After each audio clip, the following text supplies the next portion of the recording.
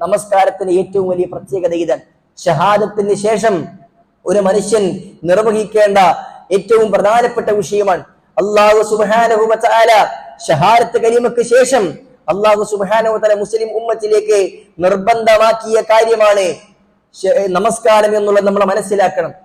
ഷഹാദത്ത് കലിമ പറഞ്ഞതിന് ശേഷം തൗഹീദിന് ശേഷം ഒരു മുസ്ലിമിന് നിർബന്ധമാക്കിയ പ്രവർത്തനമാണ് നമസ്കാരം എന്നുള്ളത് നമ്മൾ മനസ്സിലാക്കേണ്ടതുണ്ട്. അതുകൊണ്ട് തന്നെ അല്ലാഹു സുബ്ഹാനഹു വ തആലയ്ക്ക് ആരാധനകൾ അർപ്പിക്കുന്ന, എന്റെ കാര്യങ്ങൾ നിയന്ത്രിക്കുന്ന, എന്റെ കാര്യങ്ങൾക്ക് ഉത്തരം നൽകുവാൻ, എന്റെ കാര്യങ്ങളെല്ലാം കൃത്യമായി കൊണ്ട് നോക്കുന്ന അല്ലാഹു സുബ്ഹാനഹു വ തആലയാണ് എന്ന് മനസ്സിലാക്കിയ വിശ്വാസിയെ സംബന്ധിച്ചിടത്തോളം അവനാ നമസ്കാരം നിലനിർത്തണം. പിന്നീട് നമസ്കാരത്തിൽ ഇളവും ഉണ്ടാകുവാൻ പാടില്ല, അതിൽ ഒരു നഷ്ടപ്രവർത്തനം ഉണ്ടാക്കുവാൻ പാടില്ല എന്നുള്ളതാണ്. സുഹൃത്തുക്കളെ, അത്രയും പ്രാധാന്യമുള്ളതാണ്, അത്രയും ശ്രേഷ്ഠമായ കാര്യമാണ് നമസ്കാരം എന്നാണ് നമ്മൾ ഒന്നാമതായി മനസ്സിലാക്കേണ്ടത്. മാത്രവുമല്ല, ഈ നമസ്കാരത്തിന് പ്രത്യേകതയായിക്കൊണ്ട് പ്രമാണങ്ങളെ പരിശോധിക്കുമ്പോൾ 20-ലധികം പ്രത്യേകതകൾ നമുക്ക് കൃത്യമായി കൊണ്ട് കാണുവാൻ സാധ്യമാകും. നമസ്കാരം എന്നുള്ളത് എത്രത്തോളം പ്രാധാന്യമാണ് എന്ന് റസൂൽ സല്ലല്ലാഹു അലൈഹി വസല്ലമയുടെ അധ്യാപനങ്ങളും അല്ലാഹു സുബ്ഹാനഹു വ തആലയുടെ കൽപ്പനകളും എടുത്ത് പരിശോധിക്കുമ്പോൾ നമുക്ക് കൃത്യമായി കൂടെ മനസ്സിലാകും. വിശുദ്ധ ഖുർആനും പ്രമാണങ്ങളും പരിശോധിക്കുമ്പോൾ അല്ലാഹു സുബ്ഹാനഹു വ തആല നമസ്കാരം കൊണ്ട് കൽപ്പിക്കാത്ത പ്രവാചകന്മാർ കടന്നുപോയിട്ടില്ല എന്ന് വരെ നമുക്ക് കാണാൻ സാധ്യമാകും. റസൂൽ സല്ലല്ലാഹു അലൈഹി വസല്ലമയുടെ ഉമ്മത്തിന് മാത്രം നിർബന്ധമാക്കപ്പെട്ട കാര്യമല്ല നമസ്കാരം. പ്രവാചകൻ സല്ലല്ലാഹു അലൈഹി വസല്ലം ഇസ്രാ മിഅ്റാജ് യാത്ര പോകുന്ന സന്ദർഭത്തിലാണ് 5 നേരത്തെ നമസ്കാരം നിർബന്ധമാക്കുന്നത്. ആ ഇസ്രാ മിഅ്റാജ് യാത്രയുടെ സന്ദർഭത്തിൽ റസൂൽ സല്ലല്ലാഹു അലൈഹി വസല്ലം മുഴുവൻ പ്രവാചകന്മാർക്കും ഇമാമത്ത് നിന്നുകൊണ്ട് മസ്ജിദുൽ അഖ്സയിൽ വെച്ച് നമസ്കരിച്ചത് നമുക്ക് സംഭവം ചരിത്രം ഹദീസിൽ കാണുവാൻ സാധ്യമാകും. മുൻകഴിഞ്ഞ പ്രവാചകന്മാരുടെ ചരിത്രം പരിശോധിക്കുമ്പോൾ അവരിൽ മിക്കവരും അവർ നമസ്കാരം നിലനിർത്തിയവരായിരുന്നുവെന്നും അവരുടെ മക്കളോട് നമസ്കാരത്തെ കൽപ്പിച്ചവരായിരുന്നുവെന്നും കാണുവാൻ സാധ്യമാകും. മഹാനായ അബുൽ അംബിയ ഇബ്രാഹിം അലൈഹിസ്സലാത്തു വസ്സലാമിയെ കുറിച്ച് അല്ലാഹു സുബ്ഹാനഹു വ തആല വിശുദ്ധ ഖുർആനിൽ പഠിപ്പിക്കുന്നു. അദ്ദേഹത്തിന്റെ ഒരു പ്രാർത്ഥന സൂറത്ത് ഇബ്രാഹിം 40-ാമത്തെ വചനത്തിൽ കാണാം, റബ്ബി ജഅൽനി മുഖീമസ്സലാത്തി വമിൻ ദുർരിയതി. അല്ലാഹുവേ, എന്നെ നീ നമസ്കാരം നിലനിർത്തുന്നവനാക്കണേ.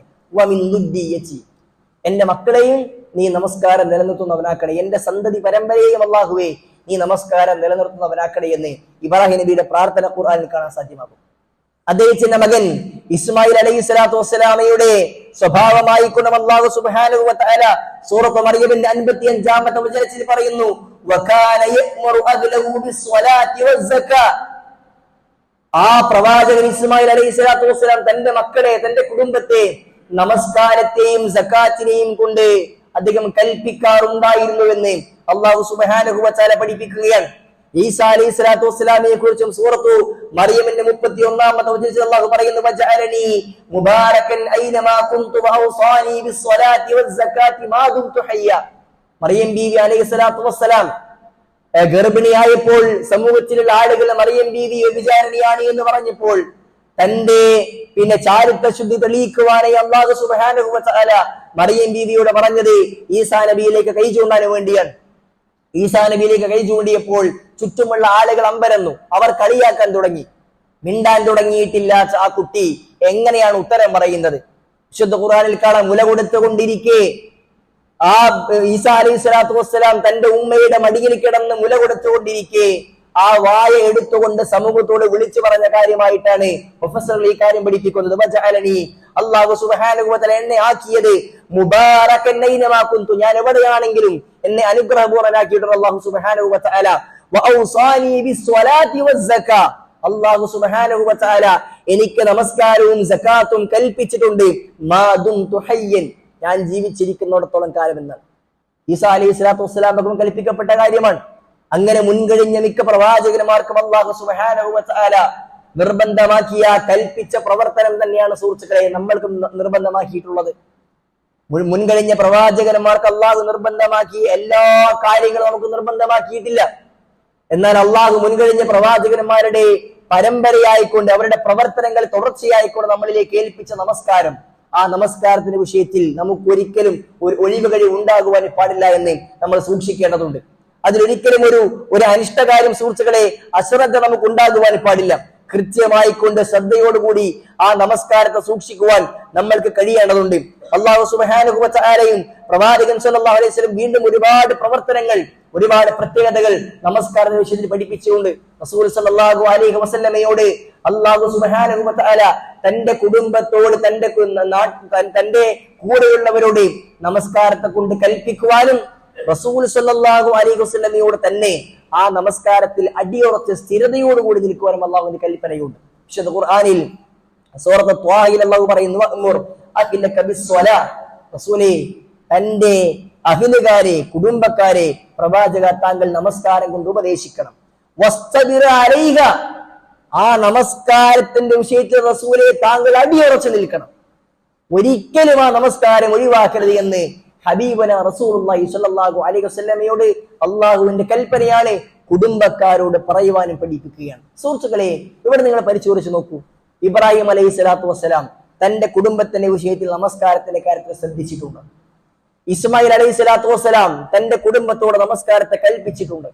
റസൂലുള്ളാഹി സ്വല്ലല്ലാഹു അലൈഹി വസല്ലമയോട് കുടുംബത്തോട് നമസ്കാരത്തിന് ഉപദേശിക്കുവാൻ പ്രവാചകനെ പറഞ്ഞിട്ടുണ്ട്. അപ്പോൾ ഈ ഒരു ഗുണം നമ്മളിൽ ഉണ്ടാക്കിയെടുക്കേണ്ടതുണ്ട്. ഒന്ന്, നമ്മൾ നമസ്കാരം നിലനിർത്തുന്നവരാകണം. നമസ്കാരത്തിന് പള്ളിയിൽ ബാങ്ക് വിളിക്കുമ്പോൾ നേരത്തെ പള്ളിയിലേക്ക് എത്തുവാൻ, ജമാഅത്ത് നമസ്കാരത്തിനായി പള്ളിയിലേക്ക് എത്തുവാൻ നമ്മൾ ശ്രദ്ധിക്കേണ്ടതുണ്ട്. അതോടൊപ്പം നമ്മളുടെ മക്കളുടെ വിഷയത്തിലും ശ്രദ്ധയുണ്ടാകണം. അവർ നമസ്കരിക്കുന്നുണ്ടോ? അവർ പള്ളിയിലേക്ക് കൃത്യമായി എത്തുന്നുണ്ടോ? അവർ ജുമ നമസ്കാരത്തിന് അവരുടെ അവസ്ഥ എന്താണ്? അവർ സ്കൂളുകളിലേക്ക് പോയ അവരുടെ നമസ്കാരത്തിന്റെ അവസ്ഥ എന്താണ്? കൃത്യമായ ഒരു പരിശോധന സുഹൃത്തുക്കളെ നമ്മുടെ ഭാഗത്ത് നിന്നുണ്ടാകണം. ഇല്ല എങ്കിൽ പിന്നീട് നമസ്കാരം നിലനിർത്തുന്ന വിഷയത്തിൽ അവരുടെ ജീവിതത്തിൽ പിഴവ് സംഭവിച്ചാൽ അതിന് കാരണക്കാരായി, അതിന് ഉത്തരവാദികളായി മാതാപിതാക്കൾ മാറുമെന്ന് നമ്മൾ ഭയപ്പെടേണ്ടതുണ്ട്. അതുകൊണ്ട് മക്കളുടെ വിഷയത്തിൽ നമസ്കാരത്തിന്റെ കാര്യത്തിൽ വലിയ ശ്രദ്ധ നമുക്ക് ഉണ്ടായിരിക്കേണ്ടതുണ്ട്. അവരെ നമസ്കാരം പഠിപ്പിക്കേണ്ടത് മാതാപിതാക്കളാണ്. അവർ നമസ്കരിക്കുവാനായി പള്ളിയിലേക്ക് കൂട്ടിക്കൊണ്ടു പോകേണ്ടത് പിതാക്കന്മാരാണ് എന്ന് റസൂൽ സല്ലല്ലാഹു അലൈഹി വസല്ലം നമുക്ക് ജീവിതം കൊണ്ട് പഠിപ്പിച്ചു തന്നിട്ടുണ്ട്. തന്റെ ആൺമക്കൾ ജീവിച്ചിരിപ്പില്ലാത്തത് കൊണ്ട് തന്നെ പേരക്കുട്ടികളെ കൈപിടിച്ചുകൊണ്ട് പള്ളിയിലേക്ക് പോയ പ്രവാചകനെ ഹദീസിന്റെ ഗ്രന്ഥങ്ങൾ നമുക്ക് കാണുവാൻ സാധ്യമാകും.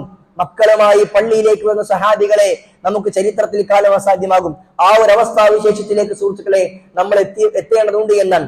മാത്രവുമല്ല, അല്ലാഹു സുബ്ഹാനഹു വ തആല ഏത് സന്ദർഭത്തിലും ഒഴിവാക്കാൻ പാടില്ലാത്ത പ്രവർത്തനമായിട്ടാണ് നമസ്കാരത്തെ പഠിപ്പിച്ചത് എന്നാണ് നമസ്കാരത്തിന് മറ്റൊരു പ്രത്യേകത. അല്ലാഹു സുബ്ഹാനഹു വ തആല ഇളവ് തരുന്ന ഒരുപാട് പ്രവർത്തനങ്ങളുണ്ട്.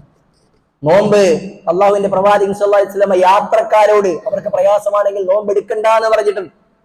അസുഖമുള്ളവരോട് നിങ്ങൾക്ക് പ്രയാസമാണെങ്കിൽ നോമ്പ് എടുക്കേണ്ടതില്ല എന്ന് പറഞ്ഞിട്ടുണ്ട്. ആ നോമ്പ് പിന്നീട് അസുഖം മാറിയാൽ, യാത്ര കഴിഞ്ഞാൽ നോറ്റുവീട്ടിയാൽ മതി. അതിന് സാധ്യമായിട്ടില്ലെങ്കിൽ അതിന് ഫിദിയ കൊടുത്താൽ മതിയാകും. അത് അള്ളാഹുവിന് ഒരു ഇളവാണ്. പക്ഷേ നമസ്കാരം എന്ന പ്രവർത്തനം സുഹൃത്തുക്കളെ ഈ രൂപത്തിൽ പകരം എന്തെങ്കിലും കൊടുക്കാൻ പഠിപ്പിക്കപ്പെട്ട ഒരു കർമ്മമല്ല. ഏത് സന്ദർഭത്തിൽ നമസ്കരിക്കണം. ഒരാൾ മുസ്ലിമാണോ, അവൻ ജീവിച്ചിരിപ്പുണ്ടോ, അവന് ബുദ്ധിയുണ്ടോ, അവന് സ്വബോധം എത്തിയിട്ടുണ്ടോ, അവൻ നമസ്കരിക്കേണ്ടതുണ്ട്. യാത്രയിലാണെങ്കിലും ശരി, അസുഖമുള്ള അവസ്ഥയിലാണെങ്കിലും ശരി, അവൻ നമസ്കരിക്കേണ്ടതുണ്ട്.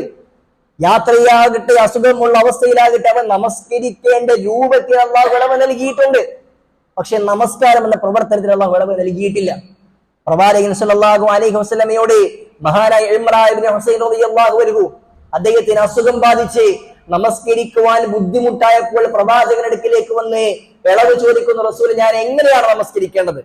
പ്രവാചകൻ സല്ലല്ലാഹു അലൈഹി വസല്ലം പറഞ്ഞു, സ്വല്ലി ഖായിമൻ, നീ നിന്ന് നമസ്കരിക്കണം.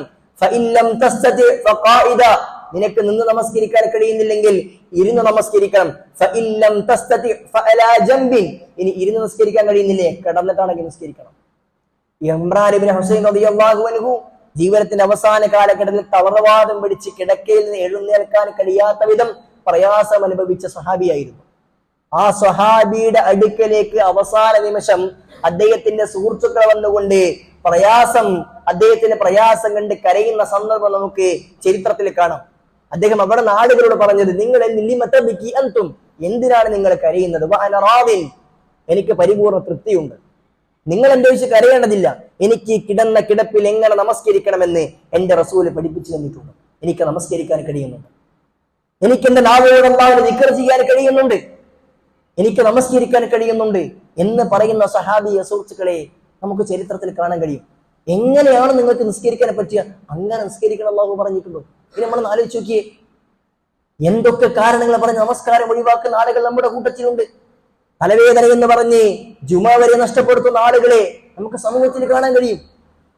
പ്രയാസം പറഞ്ഞ്, ശാരീരിക പ്രയാസം പറഞ്ഞ് നമസ്കാരം ഒഴിവാക്കുവാൻ, അതല്ലെങ്കിൽ മറ്റെന്തെങ്കിലും കാരണം പറഞ്ഞുകൊണ്ട് നമസ്കാരം ഒഴിവാക്കുവാൻ സുഹൃത്തുക്കളെ നമുക്ക് എന്ത് ന്യായമാണുള്ളത്? എന്തു ന്യായമാണ് നമുക്കുള്ളത്? റസൂലുള്ളാഹി സ്വല്ലല്ലാഹു അലൈഹി വസല്ലമയുടെ ജീവിതം പരിശോധിക്കുമ്പോൾ നമുക്കറിയില്ലേ, പ്രവാചകൻ സ്വല്ലല്ലാഹു അലൈഹി വസല്ലമ റബീഉൽ അവ്വൽ മാസത്തിന്റെ 2ാമത്തെ ആഴ്ചയുടെ തുടക്കത്തിൽ റബീഉൽ അവ്വൽ 8 എന്ന് പ്രവാചകൻ സ്വല്ലല്ലാഹു അലൈഹി വസല്ലമക്ക് അസുഖബാധിതനായി പ്രവാചകന് സ്വയം എഴുന്നേറ്റ് നിൽക്കാൻ കഴിയാതെ റസൂൽ താഴേക്ക് വീണ സംഭവം സഹാബികൾ പഠിപ്പിക്കുന്നുണ്ട്. പ്രവാചകൻ സ്വല്ലല്ലാഹു അലൈഹി വസല്ലമയുടെ ബോധം നഷ്ടപ്പെട്ട് സഹാബികളെ പ്രവാചകന്റെ മുഖത്തേക്ക് വെള്ളം കുടഞ്ഞ് എഴുന്നേൽപ്പിച്ചപ്പോൾ റസൂൽ ആദ്യം ചോദിച്ച കാര്യം അസല്ലന്നാസ്, എന്റെ ജനങ്ങൾ നിസ്കരിച്ചിട്ടുണ്ടോ എന്നാണ്. ഇല്ല എന്ന് പറഞ്ഞപ്പോൾ പ്രവാചകൻ സല്ലല്ലാഹു അലൈഹി വസല്ലമ തന്നെ വുളൂ ചെയ്ത് നൽകുവാൻ ആവശ്യപ്പെട്ടു. റസൂലിന് ഒറ്റയ്ക്ക് കൈമുക്കിക്കൊണ്ട് വുളൂ ചെയ്യുവാൻ കഴിയാത്ത സന്ദർഭത്തിൽ സഹാബികളോട് പ്രവാചകന് വുളൂ ചെയ്ത് കൊടുക്കുവാൻ ആവശ്യപ്പെടുന്നു. എന്നിട്ട് പ്രവാചകൻ നോക്കിയത് എങ്ങനെങ്കിലും പള്ളിയിലേക്ക് എത്തണമെന്നായിരുന്നു. റസൂൽ സല്ലല്ലാഹു അലൈഹി വസല്ലമയുടെ അസുഖത്തിന് കുറച്ചിളവ് വന്നപ്പോൾ പ്രവാചകൻ തന്നെ ശരീരത്തിലേക്ക് വെള്ളം കോരി ഒഴിക്കുവാൻ ഒന്ന് കുളിച്ചപ്പോൾ, ഉഷാർ ലഭിച്ചപ്പോൾ പ്രവാചകൻ സല്ലല്ലാഹു അലൈഹി വസല്ലമ ഫള് ഇബ്നു അബ്ബാസിന്റെയും അലി ഇബ്നു അബീ ത്വാലിബിന്റെയും തോളിൽ കൈയിട്ടുകൊണ്ട് കാലുകൾ വെച്ച് നടക്കാൻ കഴിയാതെ വലിച്ചിഴച്ച രൂപത്തിലേക്ക് റസൂൽ സല്ലല്ലാഹു അലൈഹി വസല്ലമ പള്ളിയിലേക്ക് പോയിട്ടുണ്ട്. പ്രവാചകൻ നമുക്ക് കാണിച്ചു തന്നിട്ടുണ്ട് എന്ത് പ്രയാസമാണെങ്കിലും നമസ്കരിക്കണമെന്ന്. സുഹൃത്തുക്കളെ, സ്വർഗത്തിന്റെ വാതിൽ മുട്ടി തുറക്കുന്ന, സ്വർഗത്തിലേക്ക് ആദ്യം പ്രവേശിക്കുന്ന, എല്ലാ പാപങ്ങളും അല്ലാഹു പുറത്തു നൽകിയ, തിന്മകളൊന്നും ചെയ്തിട്ടില്ലാത്ത, അല്ലാഹുവുമായി ഏറ്റവും അടുപ്പം പ്രാപിച്ച റസൂൽ സല്ലല്ലാഹു അലൈഹി വസല്ലം നമസ്കാരത്തിന്റെ വിഷയത്തിൽ അത്രയേറെ ശ്രദ്ധിച്ചിട്ടുണ്ടെങ്കിൽ നമുക്കെന്തിളവാണ്, നമുക്കെന്ത് ന്യായമാണ് അല്ലാഹു സുബ്ഹാനഹു വ തആല പറയുവാനുണ്ടാവുക? സുഹൃത്തുക്കളെ, അതുകൊണ്ട് ശ്രദ്ധിക്കണം. അനാവശ്യമായ കാരണങ്ങൾ അല്ലാഹുവിനോട് നിരത്തുവാൻ നമുക്കാവില്ലല്ലോ. ഞാൻ കളിക്കുകയായിരുന്നു, അതുകൊണ്ട് എനിക്ക് മഗ്‌രിബിന് പള്ളിയിലെത്താൻ പറ്റിയിട്ടില്ല. ഞാൻ അതല്ലെങ്കിൽ ഒരു യാത്രയിലായിരുന്നു, എനിക്ക് നമസ്കരിക്കാൻ പറ്റിയിട്ടില്ല. എന്തിളവ് പറയാൻ കഴിയും? യാത്രക്കാരന്റെ സമയാസമയങ്ങൾ നമസ്കരിക്കാൻ കഴിയില്ലേ? ജംഅ് ചെയ്യുവാൻ ഇസ്ലാം ഇളവ് നൽകിയിട്ടുണ്ട്. അവന് 4 റക്അത്ത് നമസ്കരിക്കുവാൻ പ്രയാസമുണ്ടോ? 2 ഖസർ ചെയ്യുവാൻ അല്ലാഹു ഇളവ് നൽകിയിട്ടുണ്ട്. അസുഖമുണ്ടോ? ഇന്ന് നമസ്കരിക്കുവാൻ കഴിയില്ലേ? കസേരയിൽ നിന്ന് നമസ്കരിക്കാം, നിലത്തിരുന്ന് നമസ്കരിക്കാം, കിടന്ന് നമസ്കരിക്കാം. കിടന്നുകൊണ്ട് ശരീരാവിനെ അനക്കാൻ കഴിയില്ലേ? നിങ്ങളുടെ മനസ്സും കണ്ണും ഉപയോഗിച്ചുകൊണ്ട് നിങ്ങൾക്ക് നമസ്കരിക്കാം. പക്ഷെ നമസ്കാരം ഒഴിവാക്കുവാൻ നിങ്ങൾക്കൊരു ഇളവുമില്ല എന്നാണ്. അതുകൊണ്ട് സുഹൃത്തുക്കളെ, നമുക്ക് സ്വബോധമുണ്ടെങ്കിൽ, നമുക്ക് ബോധമുള്ള അവസ്ഥയിലാണെങ്കിൽ നമുക്ക് അനിവാര്യമായി നമസ്കരിക്കേണ്ടതുണ്ട് എന്ന ബോധം നമുക്ക് ഉണ്ടായിരിക്കേണ്ടതുണ്ട്. അതുകൊണ്ട് നിസ്കാരം റസൂൽ സല്ലല്ലാഹു അലൈഹി വസല്ലമയും റസൂലിന്റെ സഹാബികളും അത്രയേറെ പ്രാധാന്യത്തിൽ കണ്ട് അതിനെ ഒഴിവാക്കാതെ പുലർത്തിപ്പോന്ന ഒരു പ്രവർത്തനമാണ്. അതിന്റെ വിഷയത്തിൽ നമ്മൾ ഒരിക്കലും ഒരു അലസത ഉണ്ടാക്കുവാൻ പാടില്ല എന്നത് നമ്മൾ മനസ്സിലാക്കേണ്ടതുണ്ട്. റസൂൽ സല്ലല്ലാഹു അലൈഹി വസല്ലമ നമുക്ക് പഠിപ്പിച്ച ഇബാദത്തുകളുടെ കൂട്ടത്തിൽ ഖിബിലക്ക് മുന്നിടുക എന്നുള്ളത് ഷർത്താക്കി വെക്കപ്പെട്ട ഒരേ ഒരു പ്രവർത്തനം നമസ്കാരമാണ്. ഖിബിലക്ക് മുന്നിട്ടുകൊണ്ട് പ്രാർത്ഥിക്കുമ്പോൾ ഖിബിലക്ക് മുന്നിടണം. അത് ഷർത്തല്ല, അദബാണ്. ഒരാൾ ഖിബിലക്ക് മുന്നിട്ടുകൊണ്ടല്ല പ്രാർത്ഥിച്ച അവന് പ്രാർത്ഥന സ്വീകരിക്കും. ഖിബിലക്ക് മുന്നിട്ടുകൊണ്ടേ പ്രാർത്ഥിക്കാൻ അവിടെ നിബന്ധനയില്ല. വിശുദ്ധ ഖുർആൻ പാരായണം ചെയ്യുമ്പോൾ ഖിബിലക്ക് മുന്നിടൽ അദബാണ്, അതൊരു സുന്നത്താണ്, അത് നിർബന്ധമല്ല. എങ്ങോട്ട് തിരിഞ്ഞ് ഖുർആൻ പാരായണം ചെയ്യാം. അതുപോലെ ഏത് പ്രവർത്തനവും ഖിബിലക്ക് മുന്നിടുക എന്നുള്ളത് നിബന്ധനയാക്കി ഷർത്താക്കി വെച്ചിട്ടില്ല. പക്ഷേ കഅബ എന്ന് പറയുന്ന ഖിബിലയെ നിബന്ധനയാക്കി വെച്ചിട്ടുള്ളത് ആ ഖിബിലക്ക് മുന്നിട്ട് കൊണ്ടായിരിക്കണം എന്ന് കൽപ്പിക്കപ്പെട്ട ഒരേ ഒരു പ്രവർത്തനം അത് നമസ്കാരമാണ്. നമ്മൾ മനസ്സിലാക്കണം. ഖിബിലക്ക് മുന്നിട്ട് കൊണ്ടല്ല ഒരാൾ നമസ്കരിച്ചതെങ്കിൽ അവൻ മാറ്റി നമസ്കരിക്കണം എന്നാണ് റസൂൽ സല്ലല്ലാഹു അലൈഹി വസല്ലം പഠിപ്പിച്ചത്. മറ്റൊരു പ്രവർത്തനത്തിന് സുഹൃത്തുക്കളെ, ഈ ഒരു പ്രത്യേകത അല്ലാഹു സുബ്ഹാനഹു വ തആല നിയമമാക്കിയിട്ടില്ല എന്നുള്ളത് നമസ്കാരത്തിന്റെ പ്രാധാന്യത്തെയാണ് നമ്മൾക്ക് സൂചിപ്പിക്കുന്നത്. മാത്രവുമല്ല, അല്ലാഹു സുബ്ഹാനഹു വ തആല മറ്റൊന്നിലും ശ്രദ്ധയില്ലാതെ പരിപൂർണമായി ശ്രദ്ധയോടുകൂടി ചെയ്യണമെന്ന് പഠിപ്പിച്ച ഒരേ ഒരു പ്രവർത്തനം അത് നമസ്കാരമാണ്. ഖദ് അഫ്ലഹൽ മുഅ്മിനൂൻ അല്ലദീന ഹും ഫീ സ്വലാത്തിഹിം ഖാശിഊൻ. നമസ്കാരത്തിന്റെ വിഷയത്തിൽ ഭയഭക്തിയുള്ള വിശ്വാസികൾ അവർ വിജയിച്ചിരിക്കുന്നുവെന്ന് വിശ്വാസികളുടെ ക്വാളിറ്റികൾ എണ്ണി പറഞ്ഞപ്പോൾ അള്ളാഹു ഒന്നാമതായി എണ്ണിയ ക്വാളിറ്റി നമസ്കാരത്തിൽ ഭയഭക്തിയുള്ളവരാണ് എന്ന്. പ്രവാചകൻ സല്ലല്ലാഹു അലൈഹി വസല്ലം സ്വല്ലി സ്വലാത്ത മുബദ്ദിഅ, ഒരു വിടവാങ്ങൽ കാരണം നമസ്കാരം നിങ്ങൾ നിർവഹിക്കണം, ശ്രദ്ധയോടുകൂടി ആയിരിക്കണം എന്ന് റസൂൽ സല്ലല്ലാഹു അലൈഹി വസല്ലം പഠിപ്പിച്ചിട്ടുണ്ട്. നിങ്ങൾ നമസ്കരിക്കുമ്പോൾ വലാ തൽതഫിസ്, നിങ്ങൾ അങ്ങോട്ടും ഇങ്ങോട്ടും നോക്കരുത്, നിങ്ങളെ ശ്രദ്ധ തെറ്റരുത്. നിങ്ങൾക്ക് മുമ്പിൽ അള്ളാഹു ഉണ്ട്, നിങ്ങളെ ശ്രദ്ധ തെറ്റിയാൽ അള്ളാഹു നിങ്ങളുടെ മുമ്പിൽ മാറിപ്പോകുമെന്ന് റസൂൽ സല്ലല്ലാഹു അലൈഹി വസല്ലം പഠിപ്പിച്ചിട്ടുണ്ട്. പരിപൂർണമായി ശ്രദ്ധയിൽ മറ്റൊന്നും ശ്രദ്ധിക്കാതെ ചെയ്യണമെന്ന് പഠിപ്പിച്ച ഒരേ ഒരു പ്രവർത്തനം സുഹൃത്തുക്കളെ അത് നമസ്കാരം മാത്രമാണ്. പരിപൂർണ്ണ എല്ലാ പാപങ്ങളും പുറത്തു നിന്ന് ജനിച്ച കുട്ടിയെ പോലെ പുറത്തേക്ക് കൊണ്ടുവരാൻ കഴിയുമെന്ന് പ്രവാചകൻ പഠിപ്പിച്ച ഹജ്ജിന്റെ പ്രവർത്തനങ്ങളിൽ എന്ത് ചെയ്യുമ്പോഴും ഈ രൂപത്തിൽ പരിപൂർണ്ണ ശ്രദ്ധ ഉണ്ടാകണമെന്ന് പഠിപ്പിച്ചത്. തവാഫ് ചെയ്യുമ്പോൾ ഒരാൾക്ക് വിശുദ്ധ ഖുർആൻ ഓതാം, ദിക്റുകൾ ചൊല്ലാം, അയാൾക്ക് സംസാരിക്കാം, അനുവദനീയമാണ്. ആ കാര്യത്തിന് മാത്രം മുഴുകിയേ ചെയ്യാൻ പാടുള്ളൂ എന്നല്ല. ഒരാൾ സംസാരിച്ചവന്റെ തവാഫ് മുറിയുമെന്ന് റസൂൽ പഠിപ്പിച്ചിട്ടില്ല. ഹജ്ജിന്റെ കർമ്മങ്ങൾ, ഏറിന്റെ കർമ്മങ്ങൾ, ഏത് കാര്യങ്ങളാകട്ടെ അങ്ങനെ പഠിപ്പിച്ചിട്ടില്ല. നോമ്പെടുക്കുന്ന ഒരു വ്യക്തിയെ സംബന്ധിച്ച് അവരെ സംസാരിക്കാം, അനാവശ്യങ്ങൾ മുഴുകുവാൻ പാടില്ല എന്നേ ഉള്ളൂ. സുഹൃത്തുക്കളെ, നമസ്കരിക്കുമ്പോൾ നമസ്കാരത്തിൽ ചെയ്യേണ്ട കാര്യങ്ങൾ എന്താണോ അത് മാത്രം, വേറൊന്നുമില്ല. അള്ളാഹുവിനെ കുറിച്ച് ഓർത്ത് നമസ്കാരത്തിലുള്ള ബോധത്തോടു കൂടി മാത്രമായിരിക്കും നിർവഹിക്കുന്നത്. വേറൊരു കാര്യത്തെയും അള്ളാഹു അങ്ങനെ പഠിപ്പിച്ചിട്ടില്ല. സുഹൃത്തുക്കളെ, ഇത് നമസ്കാരത്തിന്റെ പ്രത്യേകതയാണ്.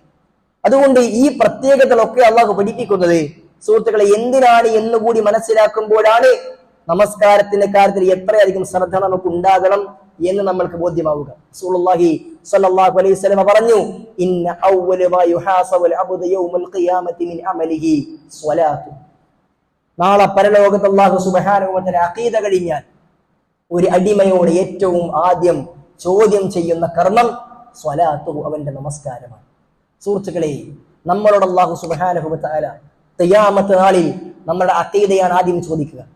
അല്ലാഹു അല്ലാത്തവരിലേക്ക് തിരിഞ്ഞിട്ടുണ്ടെങ്കിൽ, പ്രയാസങ്ങളെ പ്രതിസന്ധികളിൽ മുഹീദ്ദീൻ ശൈഖിലേക്ക്, പ്രവാചകനിലേക്ക്, ഏതെങ്കിലും തങ്ങളിലേക്ക്, ജാറങ്ങളിലേക്ക് പോയിട്ടുണ്ടെങ്കിൽ പിന്നീട് നമ്മുടെ നമസ്കാരത്തെ കുറിച്ച് ചോദ്യമില്ല, സകാത്തിനെ കുറിച്ച് ചോദ്യമില്ല, ഒരു കർമ്മത്തെ കുറിച്ചും ചോദ്യമില്ല, നേരിട്ട് നരകത്തിലേക്കാണ്.